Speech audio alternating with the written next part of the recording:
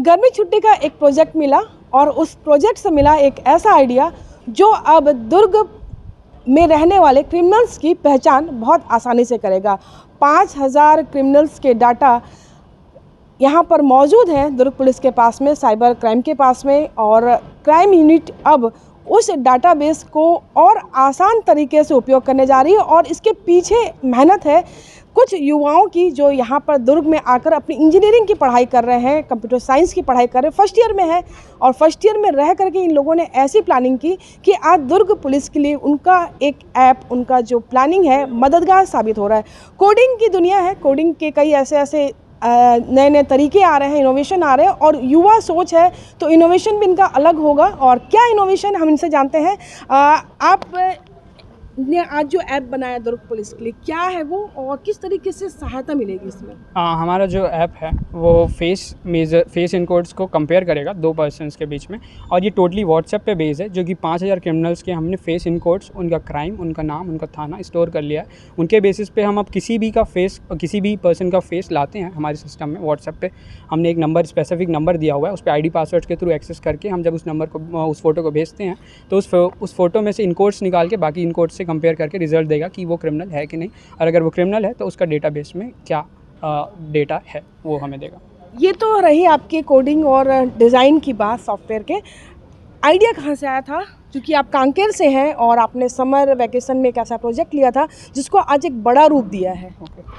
इसका आइडिया हमें जब सैलभ सर से हमने बातचीत की थी तो 3-4 पॉइंट्स हमने डिस्कस किया था, और सबसे ज़्यादा लेंदी प्रोसेस फेशियल रिकॉग्निशन था, इसीलिए हमने इसको यूज़ किया। और इसे इजी बनाने, इसमें अगर काम होगा तो ये बहुत ज़्यादा हेल्पफुल होगा हमारे पुलिस स्टेशंस के लिए, बाकी सेक्टर्स पे, इसलिए हमने इस पर काम किया, ये डिसाइड किया। ये तो आपने देखी बात इनके सॉफ्टवेयर की। ग्रुप कैसे बना जानते, कैसे जुड़ते गए भाई आप सब एक साथ? तो हम लोग जैसे बीटेक हमने ज्वाइन किया था कोर्स, तो फर्स्ट सेमेस्टर में हम चारों थे साथ में।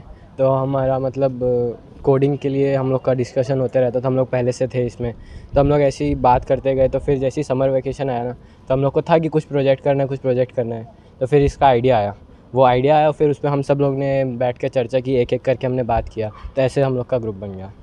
ग्रुप तो बना, लेकिन सबकी अपनी अपनी खासियत होगी। आप किस में एक्सपर्ट हो? मैं जैसे बैकएंड जो होता है मॉडल, वो हमने डिज़ाइन किया, और जो कोड होता है उसका बैकएंड में, मतलब जो पीछे दिखता है, जो व्हाट्सएप के पीछे में आपको जो व्हाट्सएप पे चैट दिख रहा है, हमको पीछे जो हमने काम किया वो हमने डिज़ाइन किया विपिन नाम। बिल्कुल। और एक साथी सौजोड़, आपका नाम बताएंगे? मेरा नाम शुभम भगत है। और आपके इसमें क्या योगदान है? आपका इसमें क्या कोडिंग को लेकर के? मैं एक फ्रंट एंड डिज़ाइनर हूँ, और मेरा जो योगदान है, मैं कि जो आपको जो दिखता है ऐप में, अभी तो हम लोग ने जो व्हाट्सएप में किया वो दिख रहा है, इसके बाद जो आएगा वो ऐप आएगा हमारा, उस पर जो दिखेगा कि चेहरा क्या है हमारे सॉफ्टवेयर का, तो वो जो वाला पार्ट है वो मेरा है, और वो जो इंटीग्रेट वाला पार्ट है सब मैंने किया उसमें का।